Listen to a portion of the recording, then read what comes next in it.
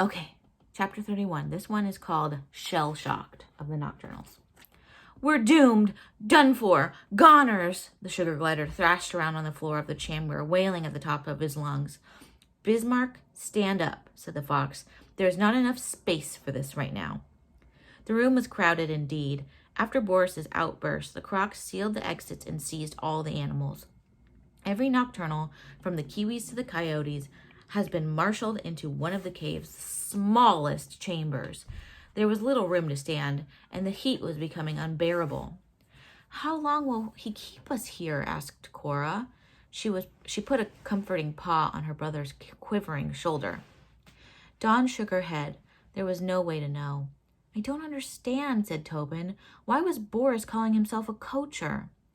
I am tired of not understanding what he means half of the time, said Bismarck. The sugar glider was still lying on the ground. He's gone loco, I tell you. The croc has gone loco. That means crazy in Spanish. What was that? Roared a voice. The boulder blocking the entrance rolled aside. Boom, boom.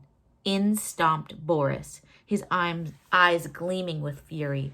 Behind him were the 5 other crocs. Shoulder to shoulder, they stood blocking the passageway. Dawn stepped forward.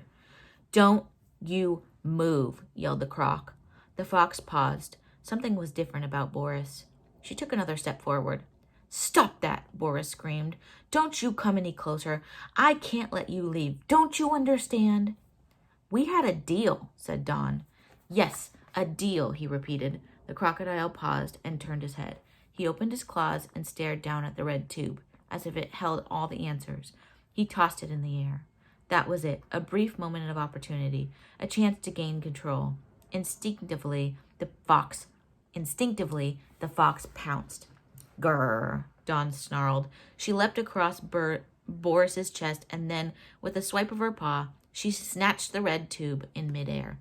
Hey, Boris cried. Give that back! Dawn raced toward the rear of the room and mounted a stone. Give our freedom back, and I will. The fox looked at the object. Tell me, Boris, what is this? Stop! Be careful! Don't break it! Boris was whimpering now. It's all they left me.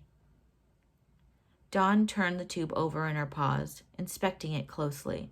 It had a certain unnatural quality, as if it did not belong in their world. Please, begged the crocodile.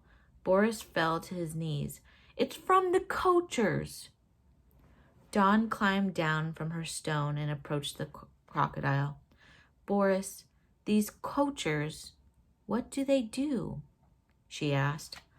Boris's breathing was heavy, and his shoulders were shaking. Tears dripped onto the hard white marble. It was last winter, he said.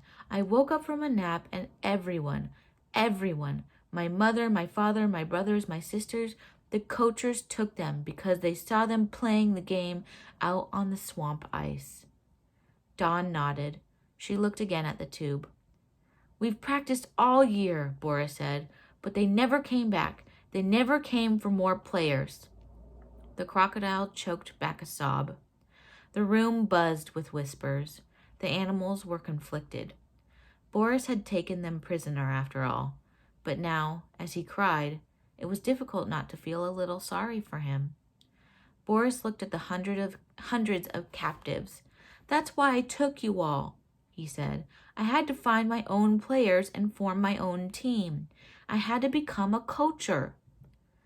Dawn stood before Boris. Despite the sympathy welling up inside her, she knew she had to remain firm. We cannot help you, Boris. But you can, he insisted. I just need a good team. When I've got that, the coaches will come to take them, and I can trade my squad and get my family back. Don't you see how simple that is? Dawn bowed her head. It was not coachers who took your family, Boris. Suddenly, everything made sense to the fox. She remembered a word she had heard in whispers when she was a pup, a word that went hand in hand with another, death. The red cylinder in her paw had taken a different meaning. What are you talking about? Said Boris. The Coachers left that behind. The other crocodile families kept saying it was a sure sign of Coachers, and the Coachers must have come and taken my family. He paused. That's how I figured it out. That's how I know it's all about the game. The Coachers took them because they were such good players. Boris, said Dawn. She rolled the red and gold tube to his feet. Your family was taken by poachers, not coachers. I'm not sure why you confused those two words. You must have misheard, but I know this. Your family is gone. Boris opened his mouth to protest, but Dawn spoke first. I'm sorry, she said. I'm sorry for what you have been through, and now you've taken us from our families, our homes, our lives.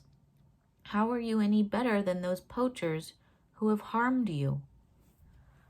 Boris stared at the red cylinder on the floor.